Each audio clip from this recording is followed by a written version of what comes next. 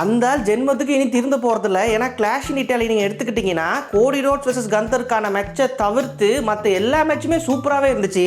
அப்பதான் ஒரு விஷயம் எனக்கு நோட் ஆச்சு. ட்ரிபிள் எச் பார்த்தீங்கன்னா உண்மையாவே நல்லா தான் ஷோஸ் எல்லாம் கொண்டு போறாரு. ஆனால் அந்த கோடி ரோட்ஸ் அப்படிங்கிற பேரை கேட்டா மட்டும் அவருக்கு வந்து தேன் வந்து பாயுது காதி நிலைன்ற மாதிரி மாறுது போல.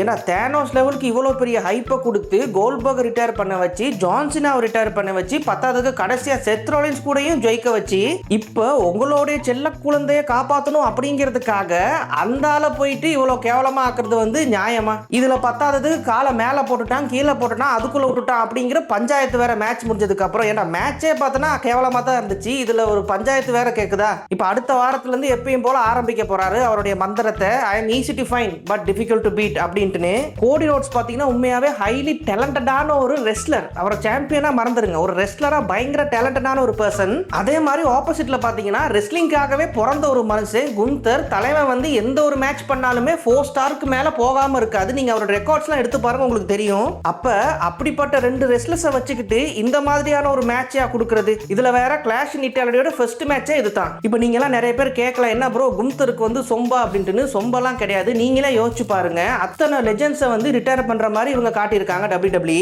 அப்ப அவ்வளோ பேரை ரிட்டையர் பண்ணுனா அப்ப இவர் எவ்வளவு ஸ்ட்ராங்கா இருக்கணும் அப்படின்னு காட்டுறது தானே அவங்களுக்கு ஒரு ரெஸ்பெக்ட்ஃபுல்லா இருக்கும். அப்படி இல்லைன்னா இந்த ஆளே டம்மி பீஸ், இந்த ஆள் கையில போயிட்டு அவங்க எல்லாம் தோத்துருக்காங்களே, அப்ப அவங்க எவ்வளவு வீக்கானவங்க அப்படிங்கிற மாதிரி தானே நமக்கு ப்ரொஜெக்ட் ஆகும். அதனால தான் சொல்றேன், இவ்வளவு பண்ண குந்தரை கண்டிப்பா WWE விட்டு கொடுத்துருக்க கூடாது. கோடி ரோட்ஸுக்கு ஒரு இறையா வந்து அவங்க பாவிச்சிருக்கவே கூடாதுன்னு நினைக்கிறேன். ஏன்னா அடுத்தடுத்து குந்தர் வந்து பெரிய பெரிய பவர்ஃபுல்லான wrestlers, for example Oba Femi, Roman Reigns, அதுக்கப்புறம் பிராக் லெஸ்னர், இந்த மாதிரியான ரெஸ்லர்ஸ் எல்லாம் ஃபைட் பண்ணும்போது குந்தரையும் பாத்தீங்கன்னா ஒரு அன்டிஃபிட்டபிளான ஒரு ஸ்ட்ரீக்கா தான் இவ்வளவு நாள் இருந்தாருன்னு காட்டினா தான் அது கரெக்டா இருக்கும். எனிவேஸ் இந்த மேட்ச் உங்களுக்கு எப்படி இருந்துச்சு? 5 ஸ்டார்ஸ்க்கு எத்தனை ஸ்டார்ஸ் இந்த மேட்ச் கொடுப்பீங்க? மறக்காம கமெண்ட் பண்ணிட்டு போயிருங்க.